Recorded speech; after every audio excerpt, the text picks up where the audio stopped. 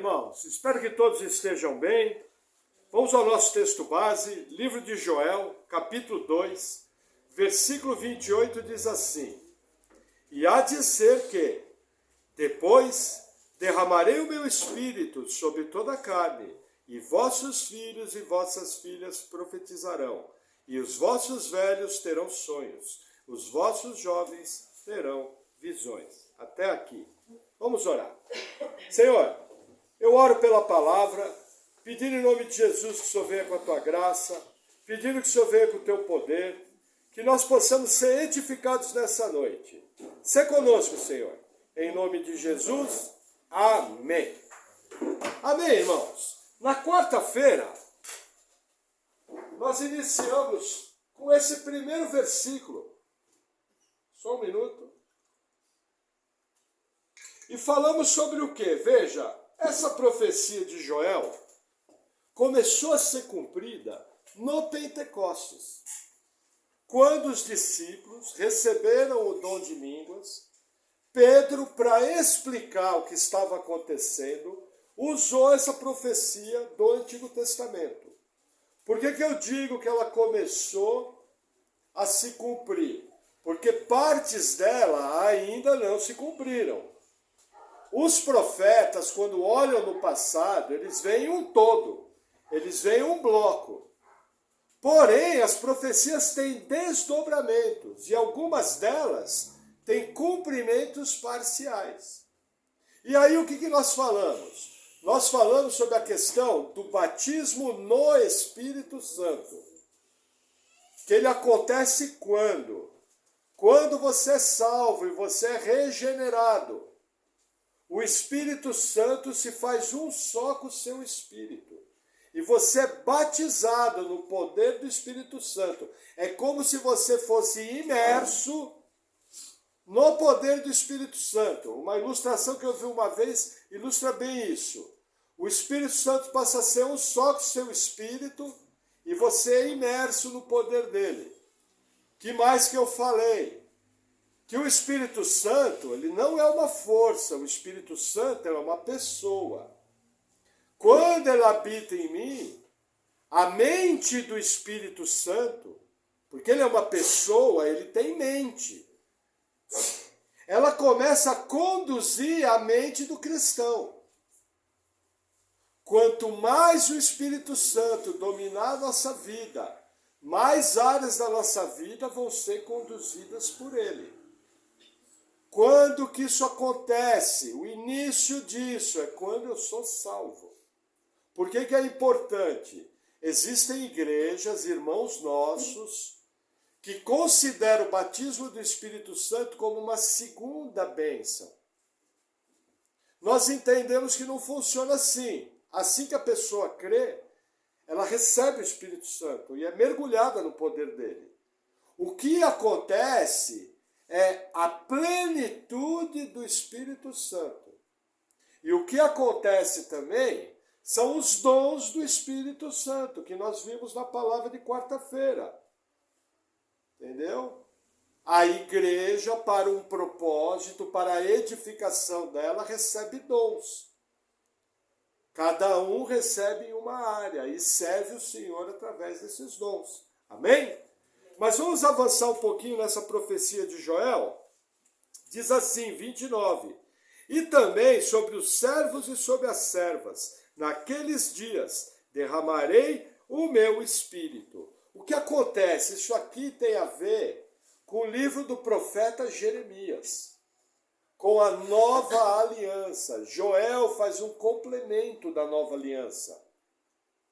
A nova aliança promete que Deus colocaria suas leis no nosso coração. A nova aliança promete que Deus tiraria o coração de pedra e colocaria o coração de carne. Quando que a nova aliança começou a se cumprir? No Pentecostes. Porém, ela ainda tem que se cumprir plenamente para Israel. Ela começou a se cumprir na igreja e começou a se cumprir nos judeus que creram.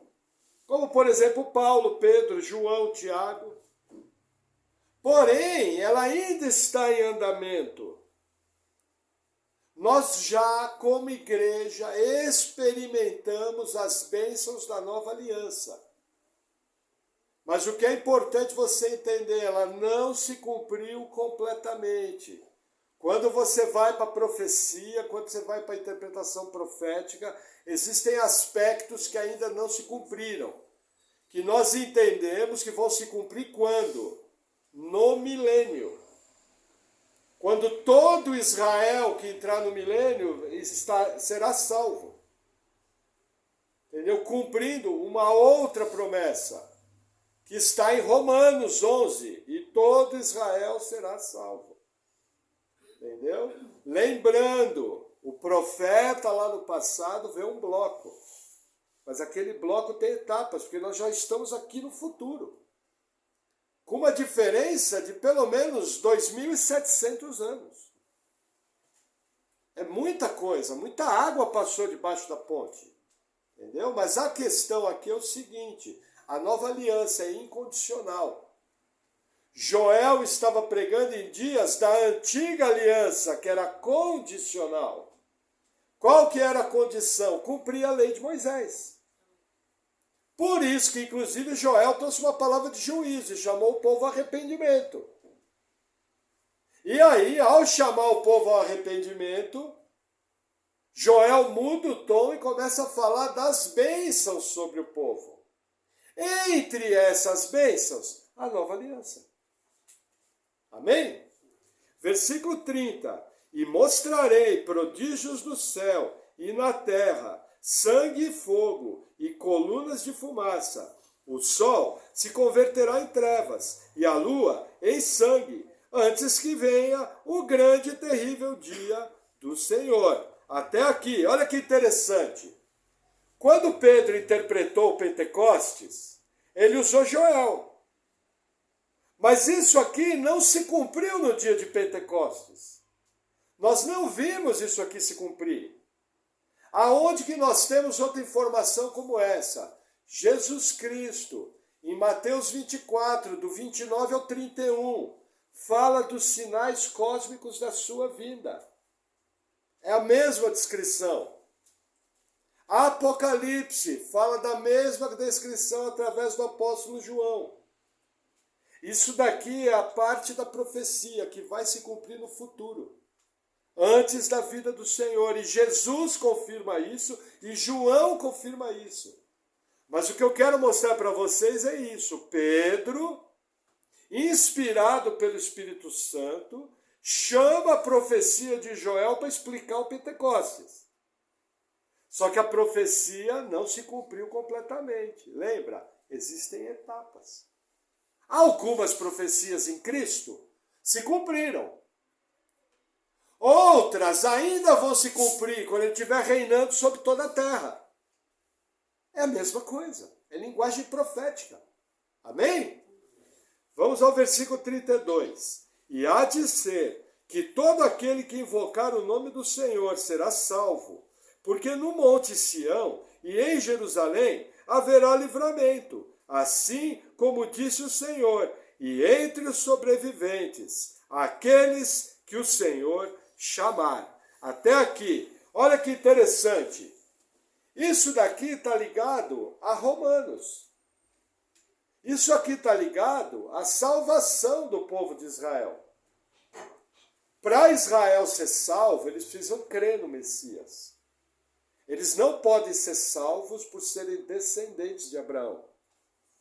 Eles precisam crer. Paulo, inspirado pelo Senhor, nos dá uma palavra a mais em cima disso. E Paulo fala, e todo Israel será salvo. Que todo Israel que é? O verdadeiro Israel. Que vai ter a circuncisão de coração, que vai ser tirado o coração de pedra e colocado o coração de carne. E aí eles vão crer no Messias e vão adentrar o milênio. Nós entendemos que em tempos que vão chegar, vai haver um mover de Deus sobre Israel. E muitos judeus vão crer para cumprir essas profecias. Agora, olha que interessante. essa palavra já começou a ser cumprida parcialmente. Como? João creu, José de Arimateia creu, Tiago creu, Paulo creu, Pedro creu. Eles são de que nacionalidade? São judeus. Percebe? Você tem que entender essa linguagem profética. Algumas são instantâneas. Por exemplo, arrebatamento.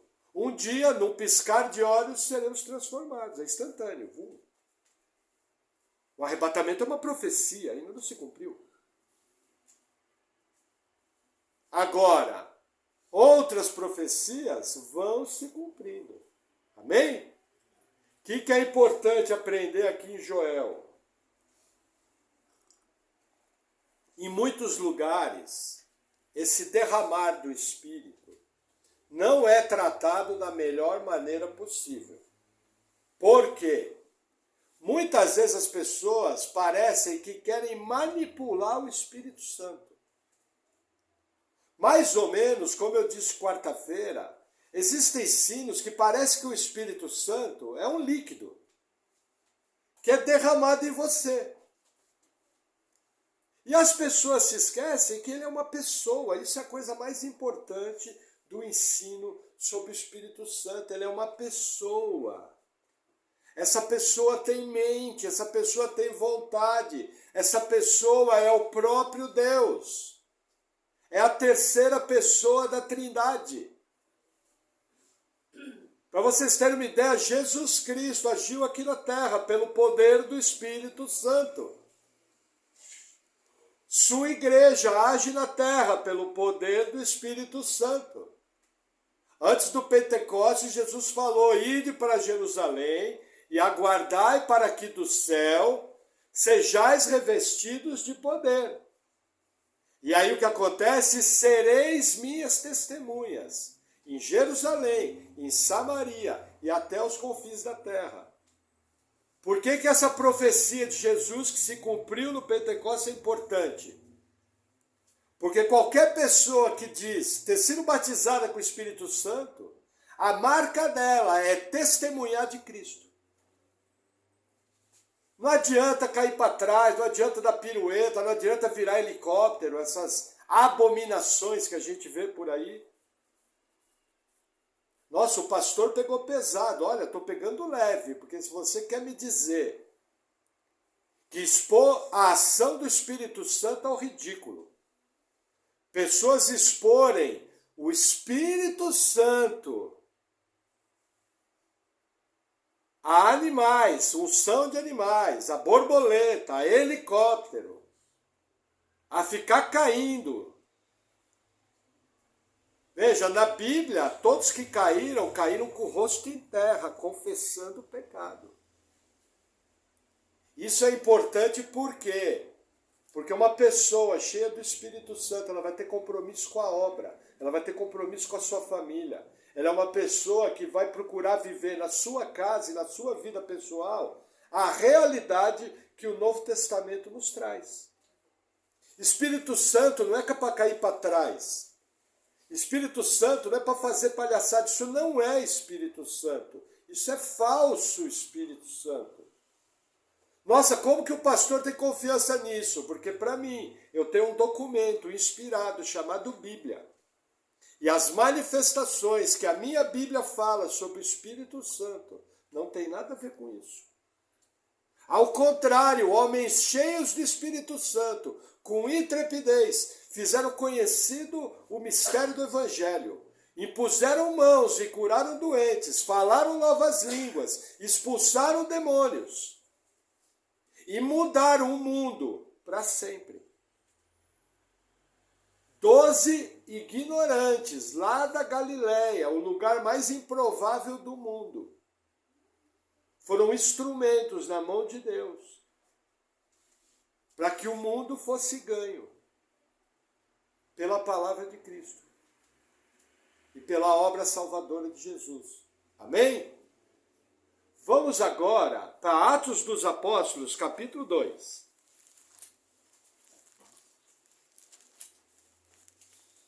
Vamos a algumas aplicações. Vai passar por Mateus, por João, vai chegar em Atos. Demora um pouco, mas você chega. Atos 2. Versículo 17. Diz assim. Versículo 16, palavras de Pedro. Mas isso é o que foi dito pelo profeta Joel. E nos últimos dias acontecerá, diz Deus, que do meu espírito derramarei sobre toda a carne, e os vossos filhos e as vossas filhas profetizarão, e os vossos jovens terão visões, e os vossos velhos sonharão sonhos. E também do meu espírito derramarei sobre os servos e sobre as minhas servas naqueles dias, e profetizarão. Aqui é a confirmação do começo do cumprimento da profecia de Joel. Que aconteceu aqui, os apóstolos falaram em línguas e glorificaram a Deus nas línguas nativas. O que aconteceu depois disso? No capítulo 9 de Atos, a palavra é pregada em Samaria. E os samaritanos também falam em línguas. No capítulo 10, a palavra é pregada na casa de Cornélio. E assim que os gentios creem, os gentios falam em línguas, como um sinal externo do que aconteceu internamente. Não é o único sinal. O livro de Atos dos Apóstolos é um livro de transição da antiga aliança para a nova aliança. Tanto é que um monte de gente é salvo por Jesus, nasce de novo, é batizado com o Espírito Santo e não fala em línguas. Esse sinal das línguas é um sinal específico para Atos. Só que Atos não pode ser um livro doutrinário. Você pode aprender as verdades que aconteceram em Atos. Mas ele não pode ser um livro doutrinário, porque ele é uma narrativa do período de transição entre a antiga aliança e a nova. Então eu não posso pegar as experiências de Atos dos Apóstolos e colocar sobre toda a igreja.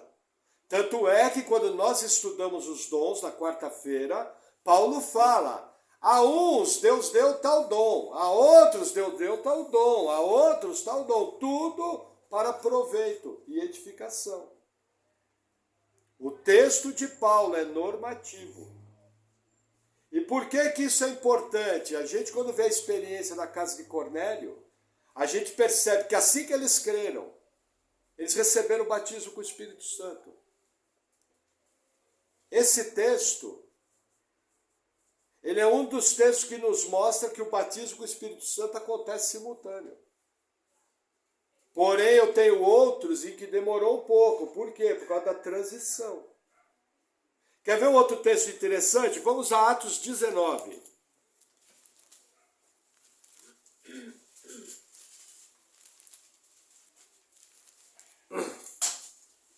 Versículo 1. E sucedeu que, enquanto Apolo estava em Corinto, Paulo, tendo passado por todas as regiões superiores, chegou a Éfeso, e achando ali alguns discípulos, disse-lhes, recebestes vós já o Espírito Santo quando crestes?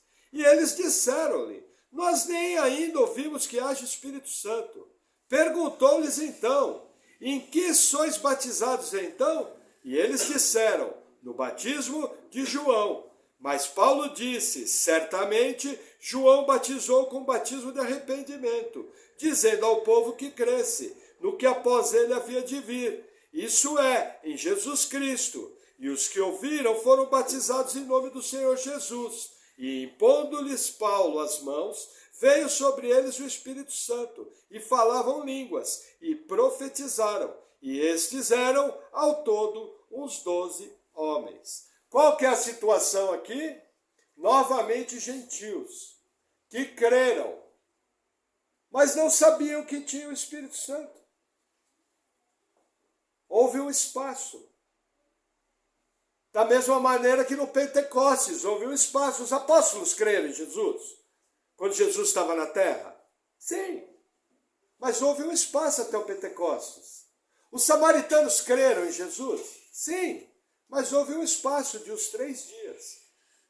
Na casa de Cornélio foi instantâneo. Na cidade de Éfeso também houve um espaço. O que eu quero mostrar para vocês? A experiência do livro de Atos não pode ser uma norma. Senão eu teria 2 normas diferentes.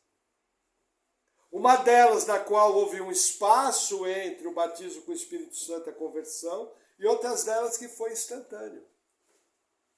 Porém, nas cartas de Paulo, nós sabemos que ao crer nós somos selados pelo Espírito Santo. Quer ver que interessante? Vamos da carta de Paulo aos mesmos Efésios, capítulo 4. Vamos lá. Passa por Romanos, passa por Coríntios, passa por Gálatas e chega em Efésios.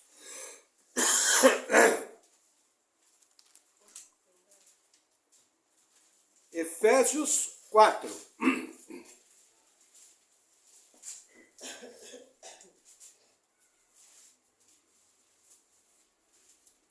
Versículo 29, diz assim: Não saia da vossa boca nenhuma palavra torpe, mas só que for boa para promover a edificação, para que dê graça aos que a ouvem. E não entristeçais o Espírito Santo de Deus, no quais estáis selados para o dia da redenção. Até aqui. Com o que nós estamos selados? Com o Espírito Santo. O que é o selo? É o selo da promessa. É o penhor. Deus nos dá o Espírito Santo, sendo um só com o nosso Espírito, como garantia da vida eterna. Esse texto mostra, entre outros textos, que o crente nascido de novo é selado no poder do Espírito Santo. Mas, pastor, por que eu não consigo viver essa experiência todos os dias? Os irmãos aqui, por causa do Espírito Santo, andam todo dia 1 palmo do chão. Anda todo dia falando em linguagem Almeida, corrigida e fiel? Não. Você não tem vez que você se sente para baixo?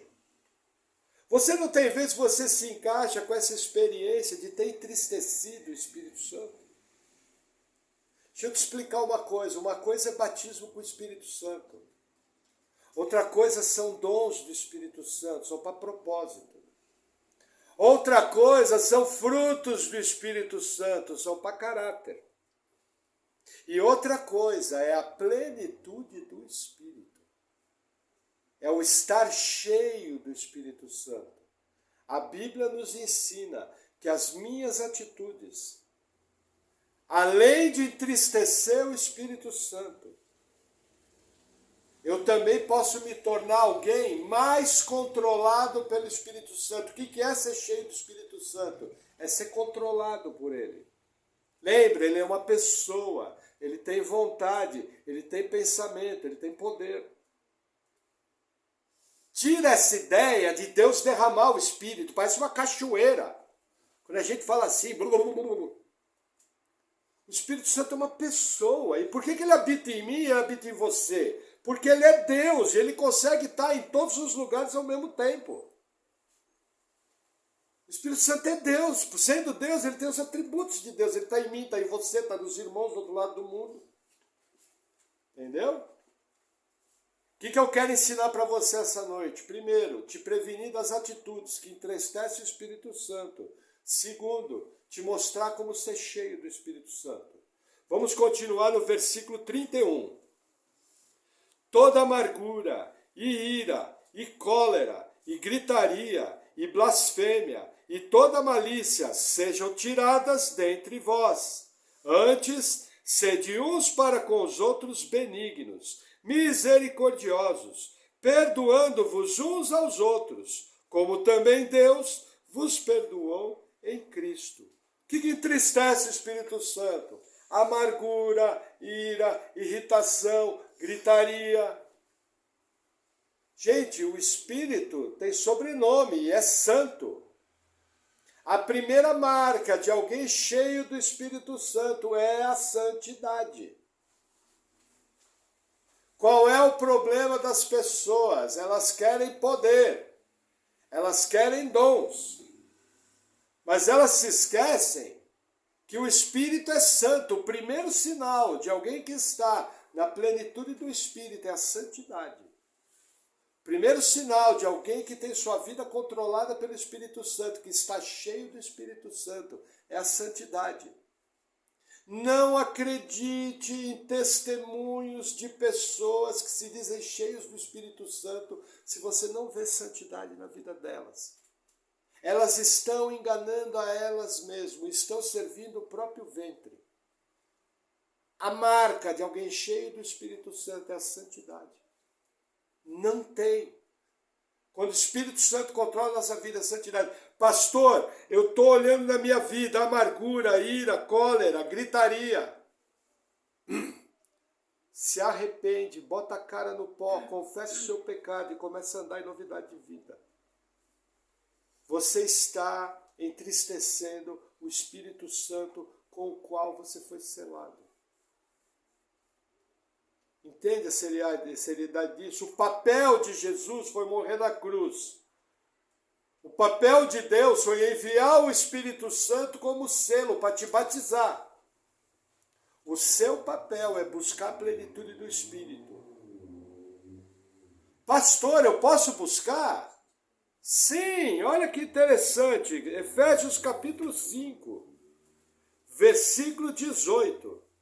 Diz assim, 5,18. E não vos embriagueis com vinho, em que há dissolução, mas enchei-vos do Espírito. Olha que interessante. O vinho sobe para a cabeça. Dissolução é um estado provocado pela embriaguez, no qual os seus pensamentos e a tua forma de pensar começa a ser controlado pelo álcool. Isso é dissolução. Você já viu bêbado como é que é? Já viu pessoa embriagada como é que é? Ela não responde por si. Traçando um paralelo, enchei-vos do Espírito. Você está cheio do Espírito Santo. O Espírito Santo também vai subir para sua mente. E também vai controlar. Percebe a santidade? Só que olha o que o verbo está falando. Enchei-vos. Como é que se ensina por aí? Jesus manda poder, opera maravilhas, derrama seu poder. Eu navegarei no oceano do Espírito. Daí Espírito, Espírito, que desce como fogo, não é vago. Eu acho essa música legal, mas eu questiono ela biblicamente. Não é uma música herege, mas ela parece que compara a experiência do Espírito. Vamos lá, só acender lá. Ela parece que compara a experiência do Espírito. Só ligar aí, Júlio. Isso. Não, liga o interruptor. Liga, isso. Está desligado, acho, João. De novo, João, mais um. Isso. O irmão João já vai ficar famoso, o Júlio também. Amém. O que acontece? Entenda a ilustração de Paulo. Da mesma maneira que alguém cheio de vinho tem sua mente conduzida pelo vinho, alguém cheio do Espírito Santo tem sua mente conduzida pelo Espírito Santo. Só que Paulo está dando uma ordem, enchei-vos. Não é derrama. É uma prática na minha vida na qual eu vou me encher do poder do Espírito Santo e vou ser controlado pelo Espírito Santo. Aí vão aparecer os frutos, aí vão aparecer o fluir adequado nos dons, aí vai aparecer a santidade. Mas pastor, como que eu posso me encher do Espírito Santo? É só seguir a leitura. Versículo 19. Falando entre vós em salmos e hinos e cânticos espirituais, cantando e salmodiando ao Senhor no vosso coração. Como? Gente, lembra da teologia da música? Que nós temos que experimentar música que nos fala a verdade bíblica. Tem coisa que eu falo para vocês que no meio da semana você esqueceu. Mas a música que você cantou aqui no louvor, você não esquece. E se ela for bíblica, é o poder da música. A boa música cristã tem que ter uma teologia correta, porque ela fica gravada nos nossos corações. Entendeu? O que está falando aqui? De você buscar coisas espirituais. Você chega na sua casa, está rolando um louvor que edifica, você está ouvindo pregações, você está ouvindo novamente a mensagem da palavra, recapitulando, falou, nossa, aquela palavra de ontem foi muito boa, vou ouvir ela de novo. Entendeu? Dessa maneira você vai se enchendo do Espírito Santo. Que mais? Versículo 21, versículo 20. Dando sempre graças por tudo a nosso Deus e Pai, em nome de nosso Senhor Jesus Cristo. Gente, pessoas que vivem reclamando não estão cheias do Espírito Santo. Você já deu graças hoje que não aconteceu um terremoto e sua casa caiu na sua cabeça? Ou que não aconteceu uma enchente que arrancou tudo e destruiu tudo que você trabalhou mais de 10 anos para construir? Você já agradeceu isso? Você agradeceu que você pôde vir para a igreja sem o Talibã enfiar uma metralhadora na sua cara e te levar preso? Percebe quanta coisa a gente tem para agradecer? Você já agradeceu o almoço que você teve hoje? O carro que você tem? A saúde dos seus filhos? Gente, coração agradecido. Alguém que é cheio do Espírito Santo tem um coração grato em todas as coisas. E aí o texto continua, versículo 21. Sujeitando-vos uns aos outros no temor do Senhor. Olha que interessante.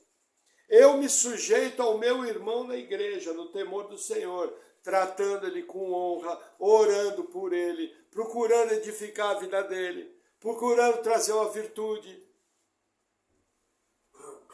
Quer ser cheio do Espírito Santo? Sirva os seus irmãos.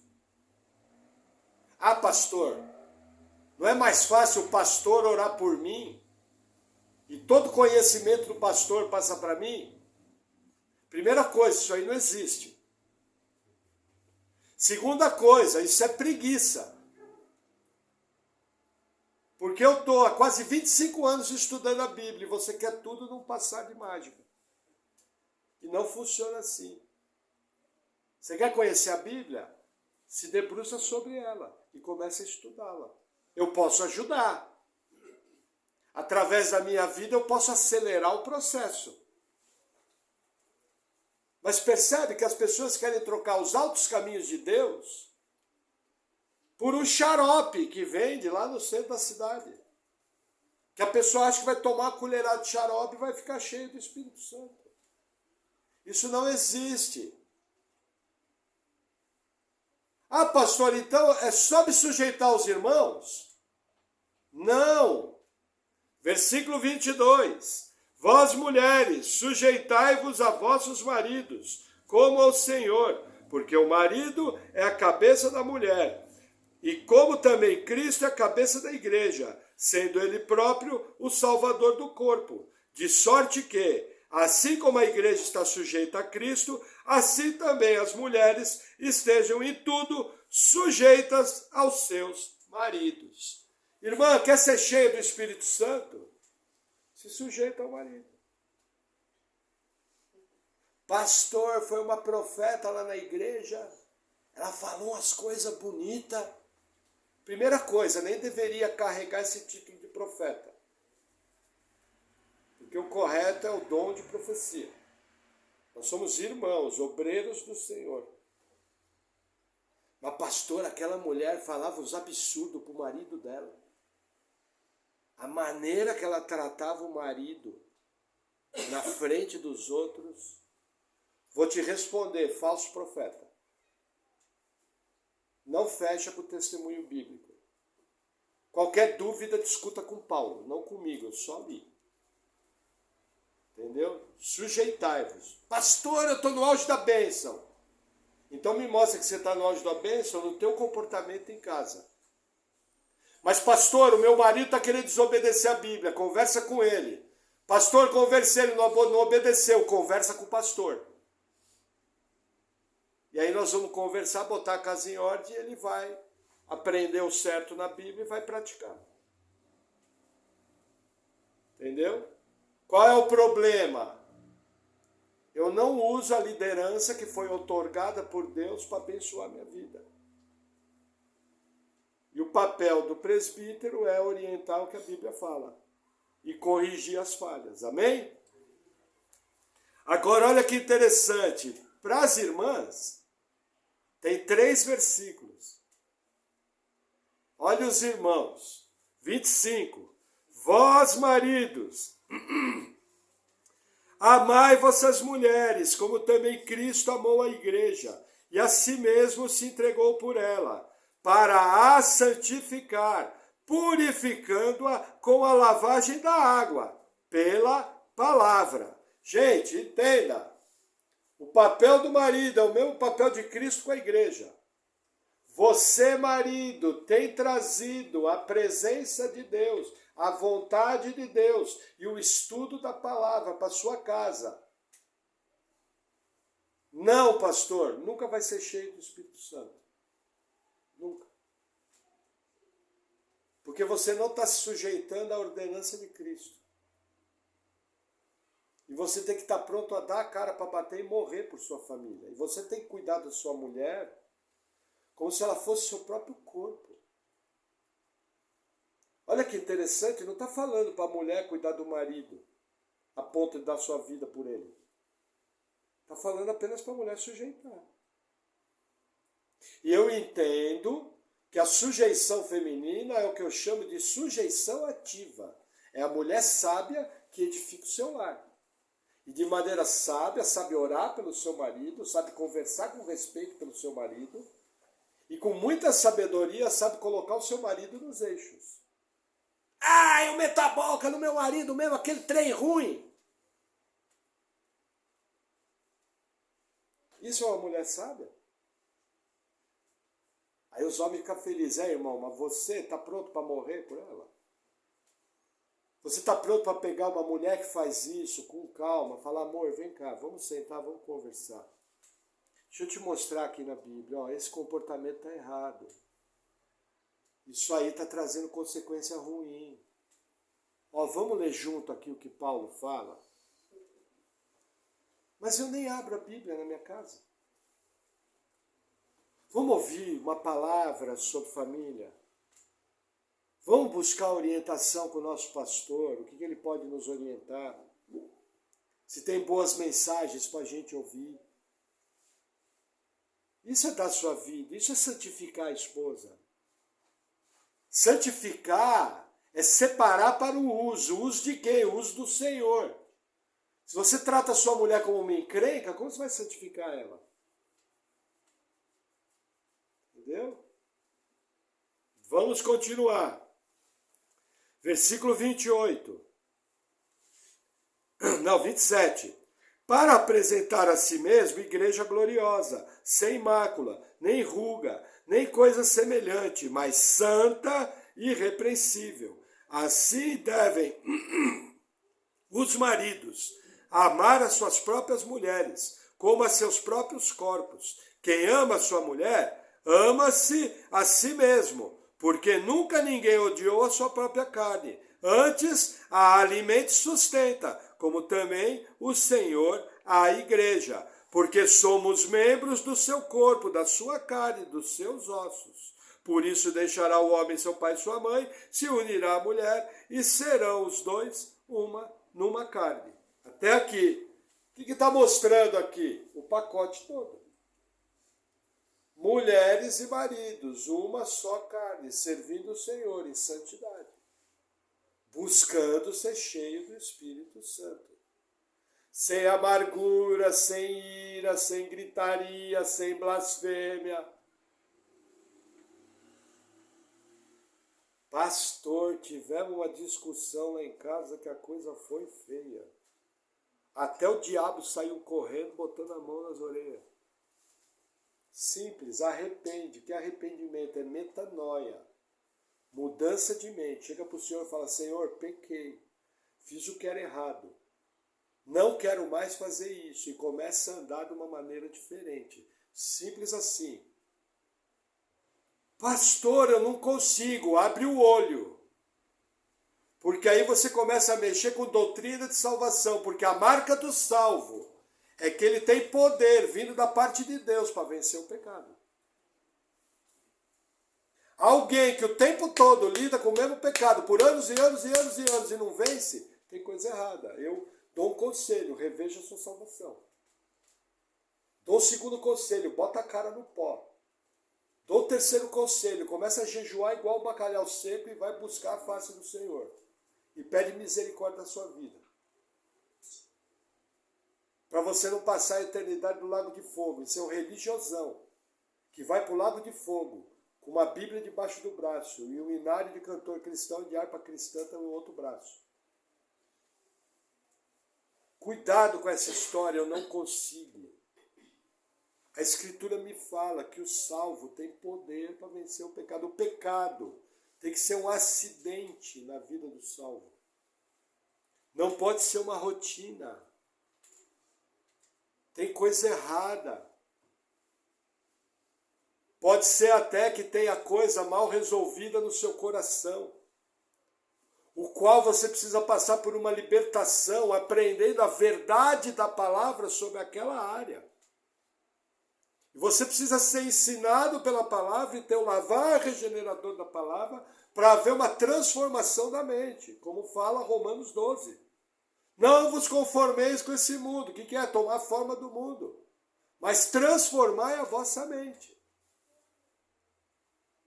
Como que eu consigo fazer isso? Olha que interessante. Para ser cheio do Espírito Santo, para ter minha mente transformada, existe um segredo que Paulo nos ensina. Vamos 2 cartas à frente. Carta aos Colossenses. Capítulo 3. Você vai passar por Filipenses e já vai chegar em Colossenses. Colossenses 3.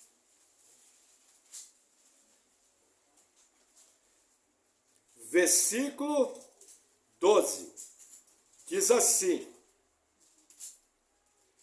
revesti-vos, pois, como eleitos de Deus, santos e amados, de entranhas de misericórdia, de benignidade, de humildade, de mansidão, de longanimidade.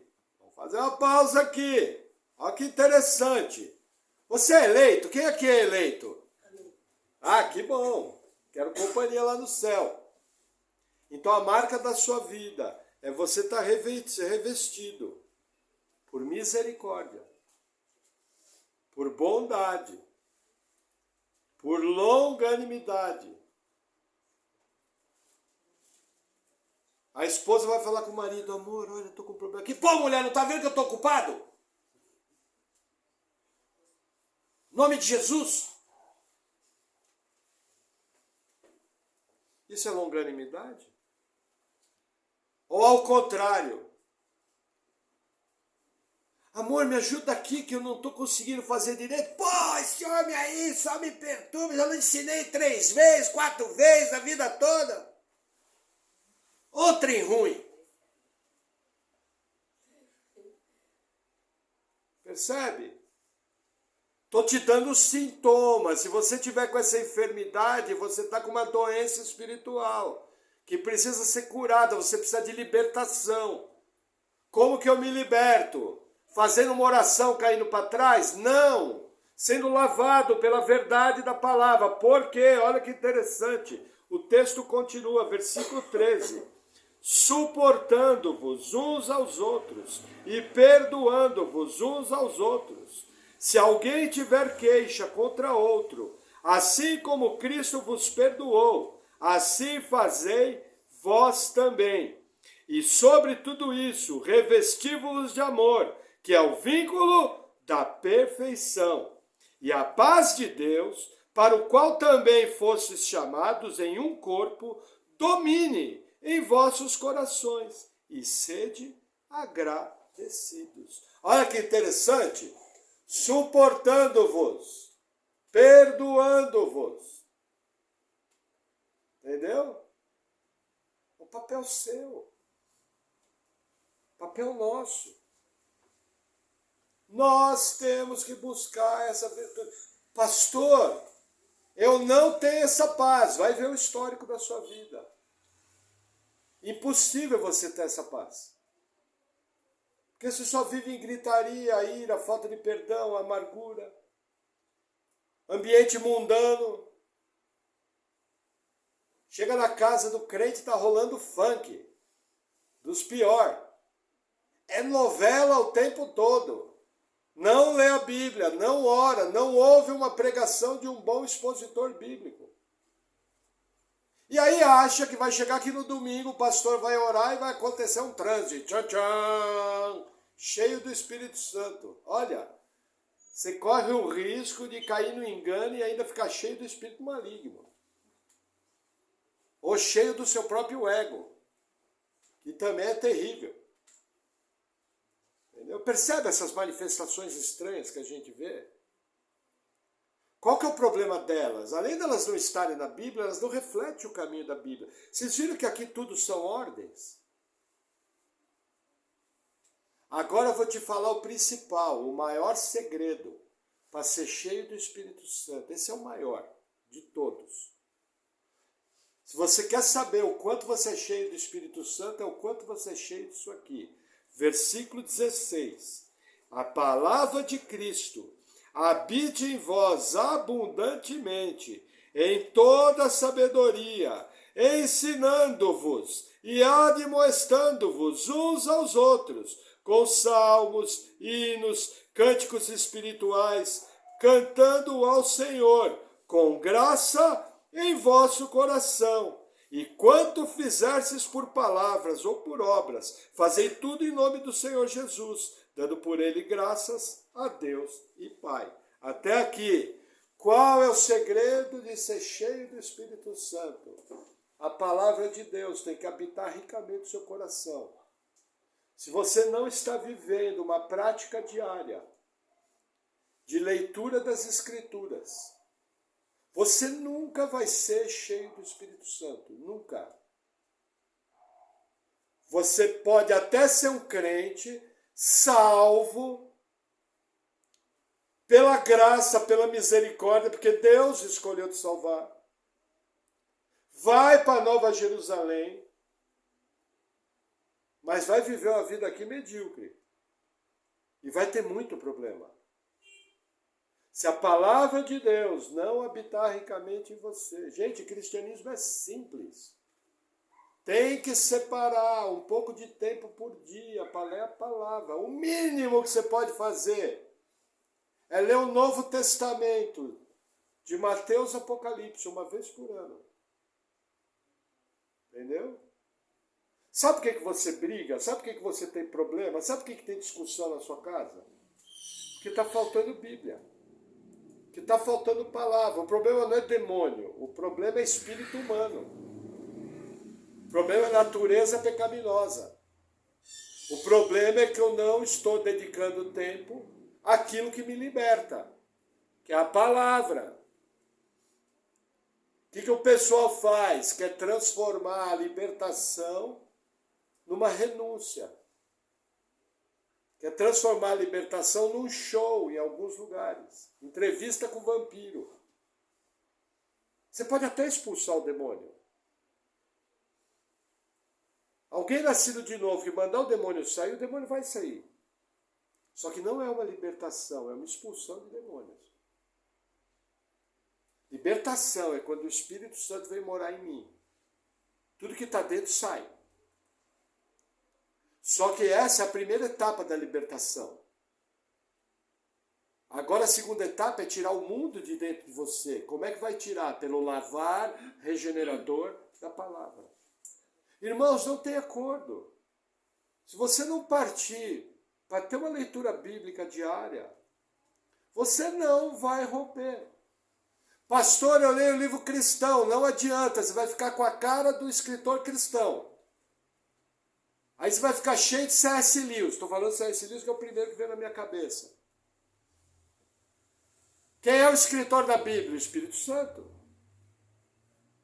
Quando eu leio a Bíblia, eu fico com a cara do Espírito Santo. Pastor, posso ler livro cristão? Pode, depois de ler a Bíblia. Se você está deixando de ler a Bíblia para ler livro cristão, você está indo contra a orientação do Senhor. Primeiro leia a Bíblia. Eu primeiro como arroz, como feijão, como salada, como uma mistura, como um legume, aí no fim eu como uma gelatina de sobremesa. Entenderam? Irmãos, não se engane. Eu conheço a vida dos irmãos. A grande maioria dos problemas que acontecem não está cheio da palavra de Deus. Pastor, eu perco a paciência, porque você está vazio do Espírito Santo, você não está pleno. E você não está pleno porque você está pecando contra as orientações do Senhor. Veja, se Deus está dando uma ordem, enchei-vos do Espírito, essa ordem é para ser obedecida ou não? Se eu não obedeço, é o quê? Pecado, pastor. Pecado. É pecado. Não se engane. Transforme a sua mente. Para de sofrer. Não vale a pena. Mas, pastor, eu sou muito ocupado no meu trabalho. Melhor ainda, quanto mais você tiver da palavra de Deus, mais estratégia, vida de Deus você vai ter para o seu trabalho.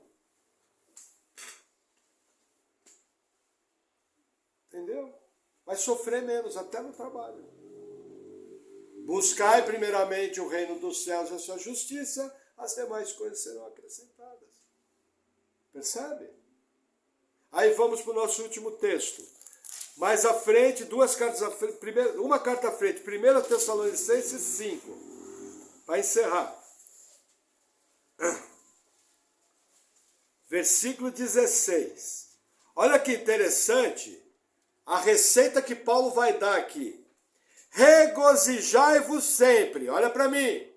O que é regozijar sempre? É regozijar no Senhor. Jesus, legal. Bacana, Senhor. Glória a Deus, Senhor. Isso é regozijar. Qual foi a última vez que você fez isso? De coração, não para correr para a torcida. Entendeu? 17. Orai sem cessar. Ih, pastor, a coisa começou a ficar feia. Não oro nem para comer. Meu filho fica doente, eu já enfio uma dipirona nele e seja o que Deus quiser. Já levo para o médico e o médico que resolva. Você nem ora quando seu filho fica doente. Está cheio do Espírito Santo, hein? Orai sem cessar. Orai é uma ordem ou é um pedido? Ordem, orai, está no imperativo. Se eu não oro, o que eu estou fazendo? Pecando. Não sou eu que estou falando, só estou interpretando o que Paulo escreveu aqui. Não fiquem bravos comigo, só estou lendo. Vamos seguir. Em tudo, dai graças, porque essa é a vontade de Deus em Cristo Jesus, para convosco. Já falei isso. Não extingais o Espírito. Extinguir o Espírito é entristecer o Espírito. Com gritaria, blasfêmia, irritação, palavra torta, resposta dúbia, grosseria. Irmãos, grosseria é pecado. Entristece o Espírito Santo. Vou dar um exercício para vocês. Foi grosseiro com o cônjuge. Pede perdão na hora. No 29º perdão, até às 11 da manhã, você vai falar, pô, estou fazendo papel de palhaço. É melhor eu parar de ser grosseiro, aí não tem que ficar toda hora pedindo perdão. Sabia que eu e a irmã Paula nos ensinaram isso, nós começamos a praticar. Tudo que a gente errava um com o outro, a gente parava e pedia perdão. Nossa, com 3 dias... Gente, é impressionante que você para pensar e fala, meu Deus, como eu sou ridículo, como eu sou carnal. Façam a experiência. Pedir perdão faz você engolir seu ego. Chega para o seu filho pequeno e pede para ele pedir perdão para ver se ele vai pedir. Aquele anjinho. Não pede. Entendeu? Começa a fazer esse exercício. Ah, não adianta. Adianta. Vamos seguir. 20. Não desprezei as profecias. Principalmente a questão da edificação. Nesse tempo aqui, as profecias eram essenciais porque estava sendo construída a Bíblia. Hoje você tem o dom de profecia, que é redarguir, consolar e edificar a igreja. Inclusive vou dar a lição de casa, entre no canal da igreja e ouça a palavra de quarta-feira. Vocês notaram que eu não coloquei a palavra no grupo da igreja? Vocês notaram? Ou ninguém notou? Ninguém percebeu que o pastor coloca a palavra do culto anterior no dia seguinte, logo cedo. Alguém já percebeu isso? Grupo da igreja, pastor, o que é isso? Vai fazer um piquenique? Se você percebeu isso, você notou que quinta-feira eu não pus. E sabe por que eu não pus? Porque eu fiquei bronqueado. Porque teve uma debandada. Eu falei, agora quem quiser vai ter que ter o trabalho de entrar lá no grupo da igreja e ouvir. Entendeu? Nossa, o pastor é ruim. Não, é que tem hora que a gente cansa. Porque você fica lá 9, 10, 12 horas preparando uma palavra para a pessoa arrumar alguma coisa importante para fazer do que ir para a igreja. Aí eu falei, não, agora eu vou dar um castigo. Fui para a carne, irmãos. Amém? Mas está lá disponível. Os irmãos estão perdoados. Agora que eu chamei a atenção, os irmãos estão perdoados. Mas quer um conselho? Vai lá no canal da igreja, veja a palavra de quarta-feira. Quem estava aqui, foi bom ou não foi? Eu até me converti, até. Amém? Vamos seguir. 21. Examinai tudo, retende o bem. Abstende-vos de toda aparência do mal. Gente, o homem espiritual discerne todas as coisas e não é discernido por ninguém. Examina. Tem coisa acontecendo na sua vida porque você não está cheio do Espírito Santo. Por não estar cheio do Espírito Santo, a sua mente está cheia de qualquer coisa que não é o Espírito Santo. E uma mente cheia de qualquer coisa que não é o Espírito Santo não consegue enxergar as coisas da maneira correta. É uma mente distorcida.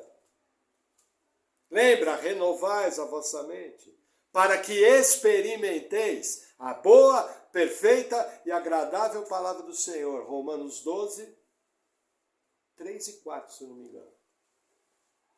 Entendeu? O que eu estou querendo dizer para você? Você está errando na sua vida pessoal, porque a sua mente não está cheia do poder do Espírito Santo, do controle do Espírito Santo. E isso está trazendo problemas para você. Porque se você estiver cheio do Espírito Santo, mais difícil enganar você, mais difícil você errar. Porque o Espírito do Senhor, ele te orienta em todas as coisas, as verdades da Escritura, ele te relembra textos da Bíblia. Entendeu? Pode ser sobrenaturalmente? Pode, mas ordinariamente. Uma mente controlada pelo Espírito Santo vai errar muito menos. E fugir da aparência do mal. Gente, cuidado com aquilo que você se mete. Cuidado com aquilo que você faz. Senão você vai entristecer o Espírito Santo. Amém? Vamos orar. Senhor, obrigado por tua palavra. Eu oro em nome de Jesus pedindo pela minha vida e pela vida dos meus irmãos, que a cada dia nós possamos estar buscando a tua face, possamos estar buscando a tua palavra, vivendo em santidade, com sabedoria e com discernimento. Senhor, ajuda-nos a nos enchermos do poder do teu Espírito Santo e que o Espírito Santo venha nos controlando totalmente. Livra-nos de todo mal, Senhor. No nome de Jesus, amém. Amém.